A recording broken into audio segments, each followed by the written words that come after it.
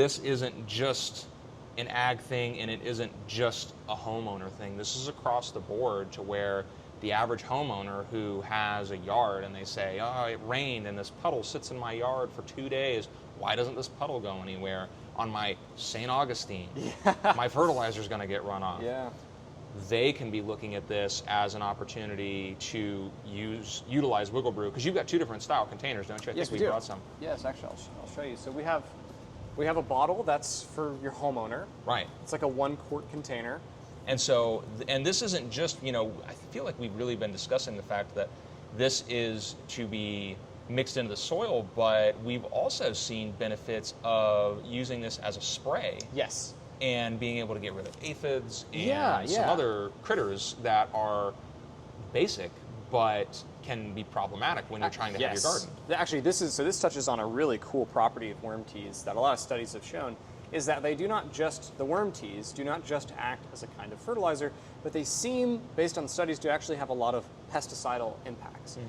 Now, that actually has a lot of implications to it, in terms of saving people money, because you're using lots of different products to achieve what one can do. Right. But the big thing is the way that these worm teas are actually fighting pests, the mechanism is very interesting. So the mechanism of a worm tea is not poisoning these organisms. It's not, okay, we're throwing some kind of weird carcinogen out there, Agent Orange or whatever, to wipe out our whiteflies. It is because worm tea is full of what are called polyphenol compounds. Okay. So these are compounds that plants naturally produce to defend themselves. Famously, there's capsaicin. This is a polyphenol compound. It's what makes peppers spicy. It's what actually gives them that hot flavor. Yes. That spiciness for us is a wonderful culinary thing, but for your insect, that spiciness causes their intestines to fail and can even cause their mandibles to fall off. Wow. So earthworms, when they encounter polyphenol compounds as they're eating through dead plant matter, they don't digest it. They wrap it in a special enzyme and they preserve it so that it ends up in their manure. The biological thinking here is that when your worm tea or your worm casting gets to the plant full of last generation's polyphenol compounds, it gives them a head start. It gives them all these defensive compounds around the plant's roots or the plant's body, so that when pests do come, they're not only dealing with the living plant's defenses, but all the defenses of the dead plants that came before it. Right. And so, but these polyphenol compounds are also things that don't affect pollinators. They don't affect bees, they don't affect butterflies, they don't affect ladybugs. They only affect the phloem feeders, the actual biting insects who are trying to actually eat these plants, because they're the exact compounds that have evolved to deal with those kinds of pests. So something that we've learned in the commercial world, as there has been through the years, a myriad of bugs that would show up, but the most recent was the pepper thrip. And so a lot of the studies that the University of Florida was putting out was that treating against these newer insects that they were having trouble killing, because the pepper thrip fed in a very specific way, so you couldn't put a systemic on it because it didn't really suck the life out of the plant, but you couldn't put a powder or a residue on it because it didn't really eat the physical plant. It was just in this in-between world. Yeah. So preventative is what had the largest rate of success to make sure that you could keep these bugs either in check or completely eradicated.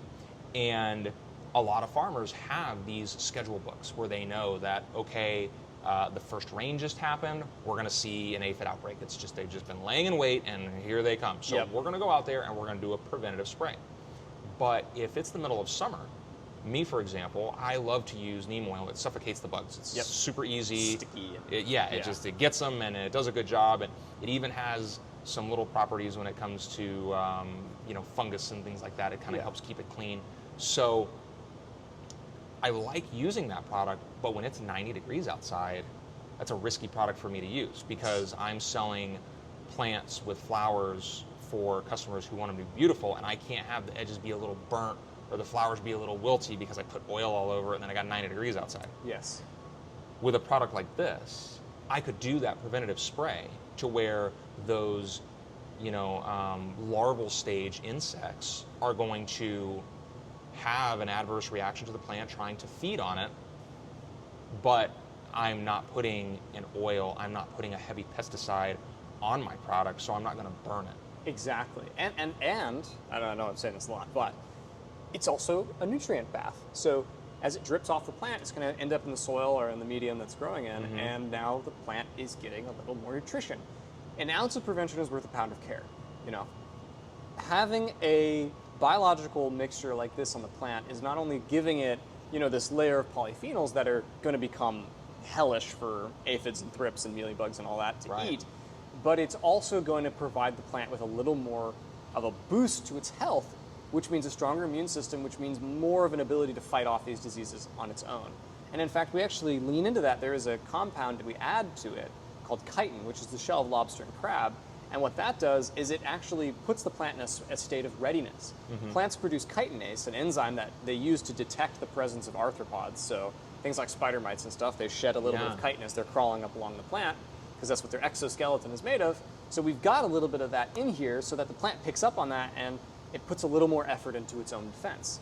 But because we're also giving it a bunch of nutrition, a bunch of health, you know, material to build with, that extra cost to build out that stronger immune system is still at a profit to the plant. Well, it's been matched. It says I need to kick it into high gear, but it also has the resources to do it. Exactly, and that makes a very, very big difference. And Awesome. So we've seen really good results, and I think it's something that is going to become more and more valuable to farmers as they realize, hey, you know, I can use this as my fertilizer, but I'm also seeing that I need to use less pesticide, or I'm seeing I need to use less fungicide. Right. We've seen this work on things like fig rusts as well, which is really impressive. And so that's something you don't normally expect from a fertilizer. You expect it to be very siloed. It does one thing. Right. But by doing multiple things, that again saves the farmer money.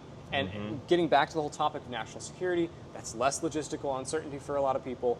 That's better yields, that's better profit for the farmers, means more long-term farm success. Well, and I'm not going to run into a scenario like a lot of pesticides, you're only allowed to put so much out within a 12-month period, or Yes. so much out per acre. Whereas with this, if I wanted to go out every Saturday and give it a whirl, it's good for your business and it's not going to hurt my lawn either. No, and it's because it's not a pesticide. At Right. the end of the day, it is a soil amendment. It's a fertilizer. It has these other effects Yeah. as unintended secondary impacts. And this little bottle makes 8 gallons, but as a commercial grower, 8 gallons isn't going to do me a whole whop of good. So So we got something for you. okay. So if you're a commercial grower, we have larger sizes. In fact, we do everything from the 1 gallon all the way up to a full truckload of 275. So we can do 18 275 gallon totes at once. Wow. If you are so inclined. Okay, so And- if you've got 10,000 acres of corn, you can get it covered. We got you covered. Okay. Yeah, not a problem. And it goes a long way. So we've got actually different use rates on here. My favorite is about 30 ounces to the acre. That Okay. seems to be kind of the perfect middle ground, but it varies depending on the crop and on what you're growing. But we've got the table, so you know, no matter what you've got, if you know your water usage, you know the dilution rate, and you can Yeah. make use of it. That's fantastic. Oh yeah. So, and this is completely scalable. This isn't something where someone's going to call you and say, hey, you know, I heard about your product and I've got 5,000 acres, so I'm going to need, 200 gallons of this material. Not a problem. That's Yeah. something you can turn out in a relatively decent time frame. It's not going to be, oh, well, next year after I farm enough worms. And No. So we work with other worm farmers to bring in extra castings. Okay. We only use very specific worm farms, those that are OMRI certified and those that have nutrient qualities that we like. But we work with those extra farmers, so we have the capacity to turn around thousands of gallons of worm tea like that. There you go. This last season, we sent out 30,000 gallons plus, which is a very large quantity of worm Yeah. poop juice. it's almost like a couple swimming pools, you know. Oof, I wouldn't want to swim in that, but No, I mean, it won't hurt you. And in fact, that's one of the great things about this is, you know, a lot of the other fertilizers, like the nitrogen, the phosphorus stuff, if you pour it on your hand, you got to wash it off for like 20 minutes. Right. That's what it'll say on the bottle. If you drink it, you got to call poison control. You got to like induce vomiting. right. Not so with Wriggle Brew. With Wriggle Brew, it's completely food safe. In fact, and I don't recommend this, Gabe, our chief scientist, drank some of it. He's fine. He's totally okay. I mean, he's still kind of short, but like, it's not going to kill you. And that's the thing. Like, you use some of these other compounds. If your kid, you know, gets it on their hands, your dog gets it in his mouth, you start to worry. You don't have to panic. This is it's dirt juice, chemically speaking. We're talking about like humic and fulvic acid. These are the compounds you just find naturally, and so nothing in here is really. But we're completely organic, we're completely safe. If you're Exactly. doing your own vegetable garden, if you're homesteading, this is in the realm. Instead of being like, oh man, there's 2 options and this one isn't a very good one. well, now there's 3 and this is a really good one. Exactly. And it's affordable too, which is really, really important. And I think absolutely necessary. That's something that actually took me a while. Is we met quite a while back, Yeah. but we were just getting a lot of things squared away because we were in a transition period and doing a bunch of stuff. And it took us a little bit of time to start to do the math and realize, because I remember us asking him, being like, oh, well, that seems kind of expensive because I have to use 5 gallons of it to do this project that I'm doing. But then I looked at what 1 gallon of the other pesticide costs. I was like, oh no, this is like a third of the price. Yeah. It's I really might cheap. have to physically get more of the liquid, but in terms of the cost of the liquid, no, comparably, it was extremely inexpensive. Yeah, and that's on purpose in a lot of ways, because it makes it easy for people to try it, and when they try it, they like it, and they become a long-term customer. Yeah. And it's better to have the same customer 6 times than a new customer, because that same customer, they leave testimonials, they leave reviews, there's someone you can count on, Right. and it fosters goodwill. They become someone who talks to other people about what you're doing. They become a node. The most effective marketing I've ever done is give product to gardeners, to master gardeners. Because when the master gardeners tried it and they loved it, they told all their friends. Yeah. And that was huge for us. That made a lot of sales for us. And it also helps serve our mission, which is to get this out to people who are actually growing. Because 80% of the runoff is really right now caused by these larger farms. Now, it's not that they don't care about their soil. As you know, the farmer cares about their soil more than anybody. But it's expensive to be organic, to do OMRI, to do regenerative. Right. They charge a premium for it, and that just makes no sense, because the farmer already has to go out on a limb to try something new, because they're trying to be a good person, because they're trying to be a good citizen, and then they're being punished for it economically. Yeah, Kennedy's famous quote is, farming is the only industry that the producer is expected to buy it retail, sell it wholesale, and pay shipping both ways. Yes, yes. And it's a very true statement, and it's really easy for the everyday citizen to point at the big farm and say, oh, well, if they weren't running chemicals all over the place. Look, they're not running chemicals all over the place. It costs them money. It hurts their bottom line. They are only putting out the absolute minimum that they have to. Yeah.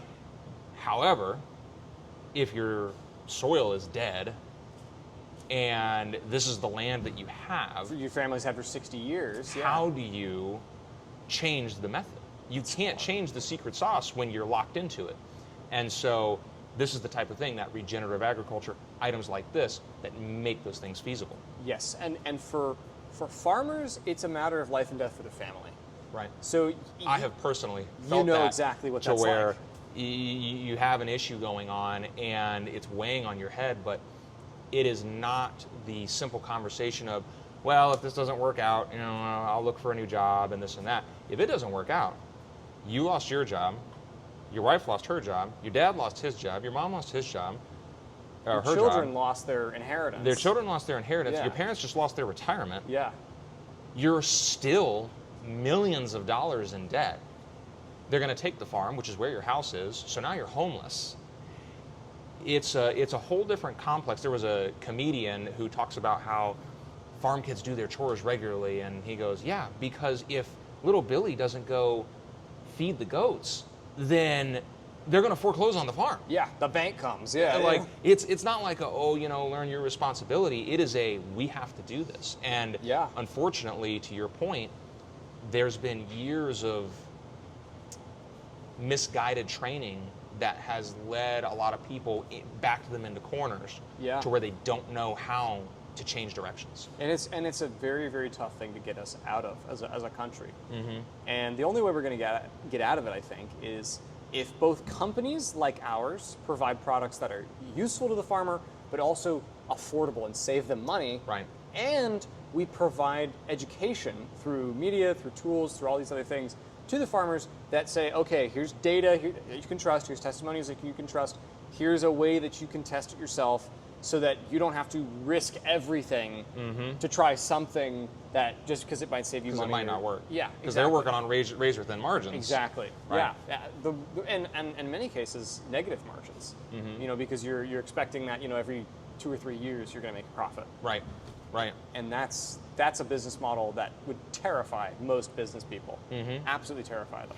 We're going to an event today. That's why we were in town for Mind Your Melon. And one of the statistics that Mind Your Melon brought up to us was that 61% of first-year farmers contemplate suicide. Wow, I did not know that. It's a very scary statistic. Yeah. And that's think about the age of a lot of our farmers too. The average age of our farmers getting older. That's the next scary part. The Yeah. average age of our farmer is about, I think it was a year or two when we read this, is about 7 years older than the average retirement age. So they already theoretically should have retired. And the number of people, young people, entering the farming industry It's tiny. is such a low percentage that you could never fill the jobs. And so in Florida, just in Florida, statistically, farmland went up in like 2022, 2023. We have more farmland. That's fantastic. The number of farmers went down. It's conglomerating. Right. And that's a problem. And that's a problem. And it has nothing to do with big pharma. You know, that's an easy target. That's a jab in the ribs. It is not this, and I said big pharma, big farm, Big farm, big ag. That's yeah, what I meant to say. Big ag. Yeah. It's not this, oh, big ag, there's a company out there and they're going to steal it all and they're going to control all the chicken. And no, that has nothing to do with it. There is a very well-intending family who is the only one who has the means to pick up their really good lifelong friend's farm that failed and put the processes that they have in place to work over there. Otherwise, what happens to that field? You know, what happens to that land? It either goes completely fallow and in disrepair, or it becomes, and in some cases in Florida, it becomes houses or a golf course. It becomes more houses. It becomes more houses. Businesses, more parking lots. But you get out in the less middle of the natural country, area. I mean, it just goes fallow. It just goes to nothing. Well, and especially, and the worst part about that is people still pay property taxes on fallow land. When you do abandon a farm, you still have to pay property taxes on it. Someone has to buy it. So you got a lot of places out, you know, in Missouri or out in the Midwest or whatever. You are not just selling the land to someone eager to buy it. You know, it's a seller's market in a lot of places here like Florida because we're on a peninsula, but out there, it's not a seller's market.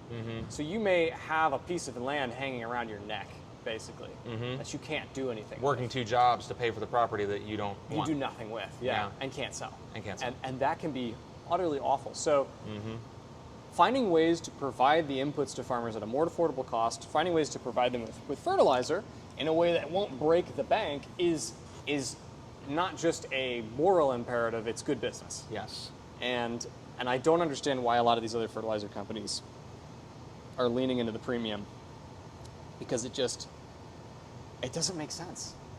It'll be interesting, I think, over the next 10 years to watch the evolution of this, because more and more people, especially you look at, Kiss the Ground was a really big show and movement that was really impactful to a lot of people, because it wasn't news to people who were in the industry, but to everybody outside the industry. When they got to see that documentary, they went, oh my goodness, and we're going, yeah, this is what we've been trying to tell you. Like, it's bad out here. It's pretty bad, yeah. And then you look at another group of gentlemen, Carbon Cowboys. Have you seen those guys? No, I haven't. Same principle, regenerative agriculture. Yeah. There's a lot of these groups out there who are going around doing exactly what you're talking about. They're doing training and they're helping them with the proper inputs and the proper methods. But this is a tool that isn't in their bag yet. And speaking of tools that we could be putting in people's bags, and this is new. We don't have any special things to bring out and show you, unfortunately. Yes. This is just discussion, but might be hear it here first almost. You have turned your composting into a way to recycle plastic. Yes. So this is a whole nother wormhole to go down, but Pun intended. yes. The chemical makeup of plastics is becoming a big problem. And there's a lot of plastic used in agriculture. I think everybody has seen the microplastics issue. They don't break down. Yep. They end up in everything. They're finding plastic in our bodies. They're finding plastic in our drinking water. And to the point of perennial peanut, I heard a complaint from one person because they said, why don't they just put a big roll of perennial peanut down the middle? And I said, that's a great idea. And one of the guys didn't want to do it because a lot of perennial peanut that comes on a big sod roll, it has plastic underneath it to hold it together. And so now I haven't looked into the fact of whether they're using something that's proprietary that will decompose, but I get the sentiment of we're trying not to put any plastic out there if we can avoid it. Well, and a lot of the bioplastics that decompose too, they just break into smaller bits of plastic. They don't. They need. In reality, they usually need like a special facility to break down. So okay. there's a lot of greenwashing going on in that industry. Okay. But plastics are a huge issue. Nano and microplastics. I mean, I think there's this fact I'd love to share with people that there's probably about a credit card's worth of plastic inside your brain right now, which is a lot. Well, it makes sense why I can't remember much. Yeah, me too. Right.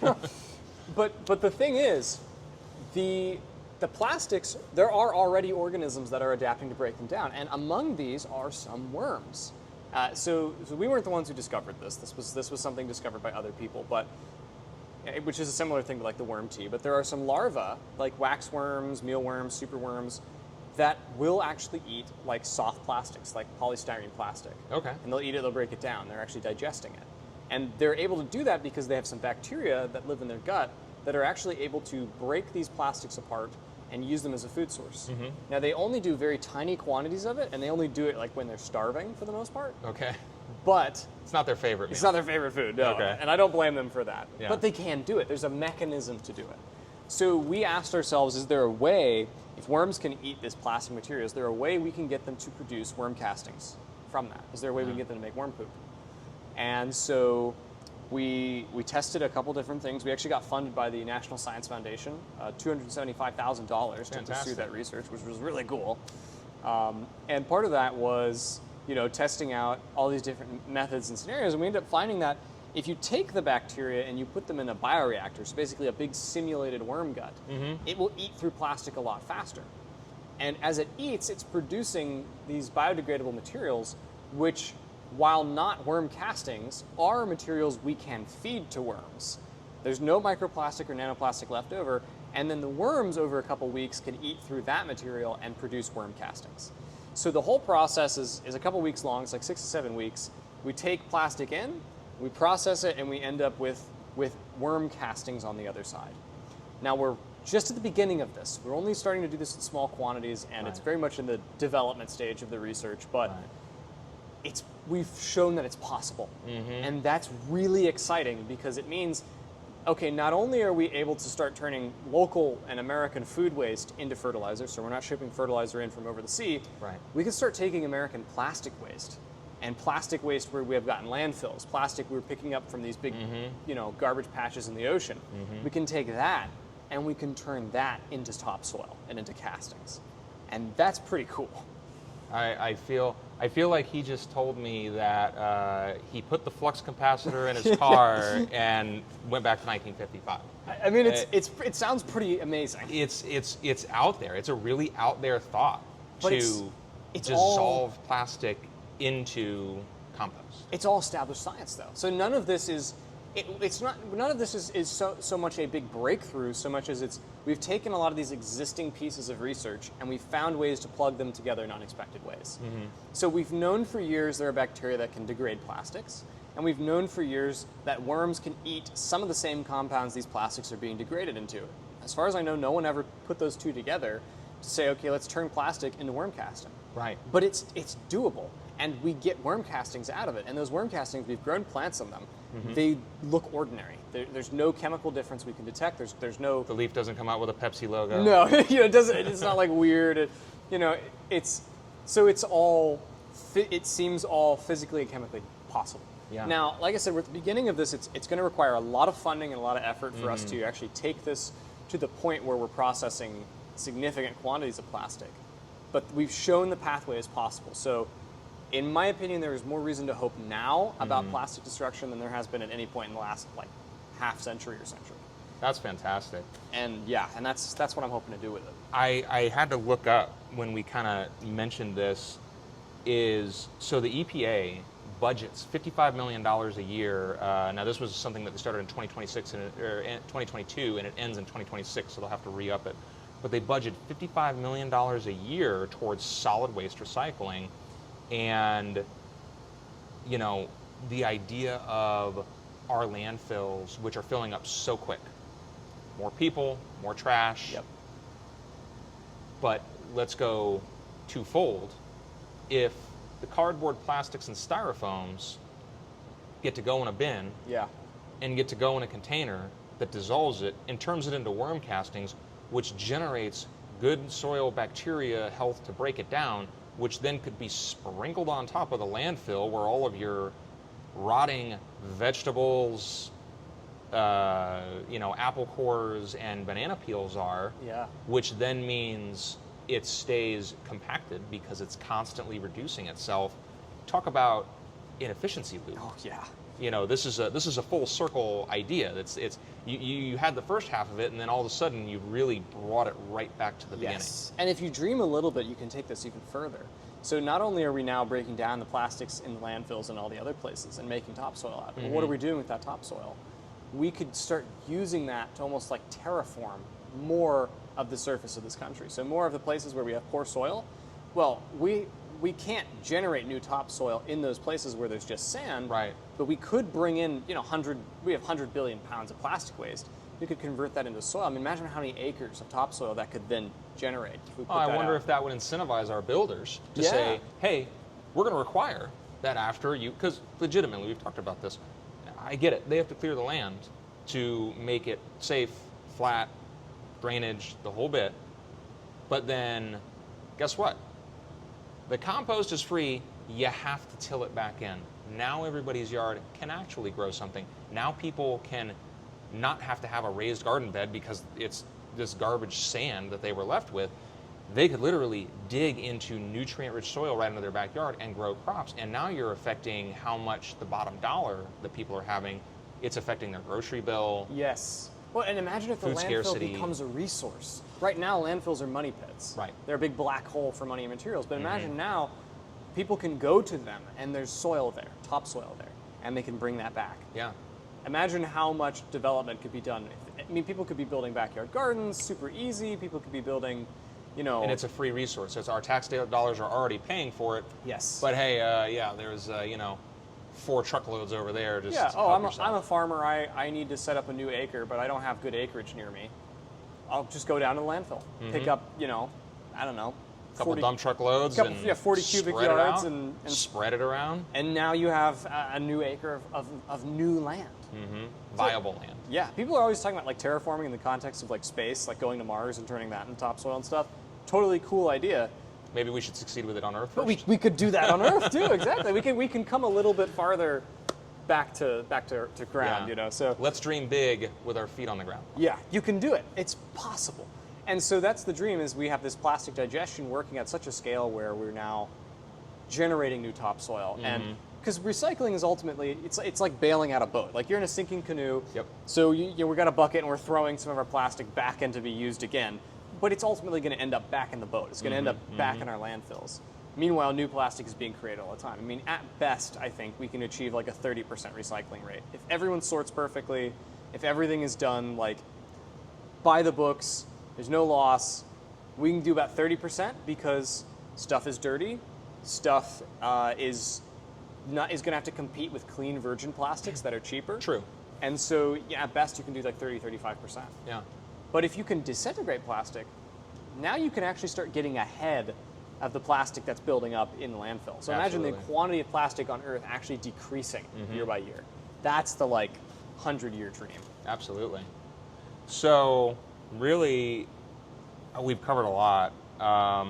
Is there anything else that you can think of? I feel like we touched about every part of it, but There's a lot. There's always more to talk about, but what's the only other the other big item that people need to just be looking out for?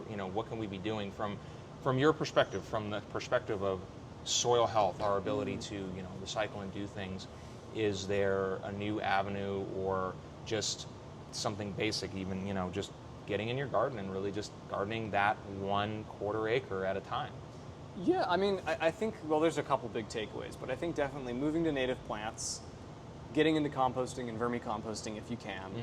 Use your waste for something. Stop using synthetic fertilizers. Stop using the kinds of things that destroy our soil microbiome. Use things like Wriggle Brew, but there are other products. We're not the only thing out there, but use stuff like this if you can to build your soil back up, to build your your garden beds up, so you don't have to use as much nitrogenous stuff. And every little person doing that, every little farm, every little garden, every big garden doing that makes a difference. It pushes that needle a little bit further. I mean, it's like filling in the Grand Canyon with pebbles, but if everyone throws a rock in, eventually we're going to do it. Right. So Absolutely. that's what I would say. I know that's not one takeaway, but give Wriggle Brew a try, give worm castings a try, give neem oil a try. Use those things that are available to you that help your soil build up rather than break down. Absolutely. So Wriggle Brew, Wriggle Brew, that's us. and it's www.wrigglebrew.com. Yep. So wriggle like a worm, because I totally put wiggle and didn't get anything. Wriggle with an R. It's Wriggle. It's a tongue twister. Say Wriggle Brew 5 times fast. You will definitely remember it. It's Wriggle Brew, WRIGGLEBREW.com. There you go. Cool. Sam, fantastic. Thanks so much for your time. Thanks for having me.